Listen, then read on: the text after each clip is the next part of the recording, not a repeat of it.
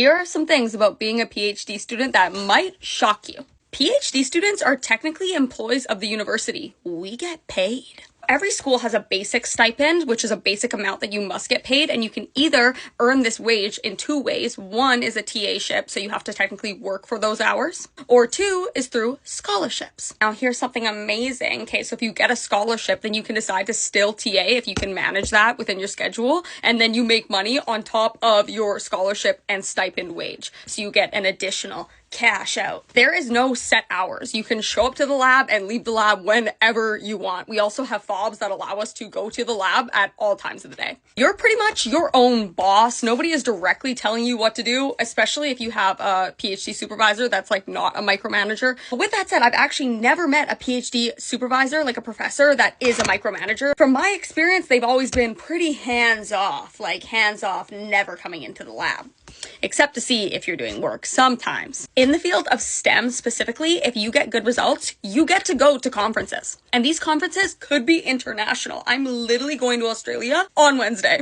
And these conferences are free. You get paid to go there. As a PhD student, there's always little competitions at your school. So for example, like a poster competition or a presentation. And if you win, you also win more money. I feel like this is how they get smart people to stay in STEM, is because like if you do a good job, there are rewards. You know, not everybody has to go become a dentist, doctor, lawyer, even though those are amazing careers. You know, if you're smart and you love science, there's a lot of opportunity. I mean, I could go on for days, but yeah, those are just some things.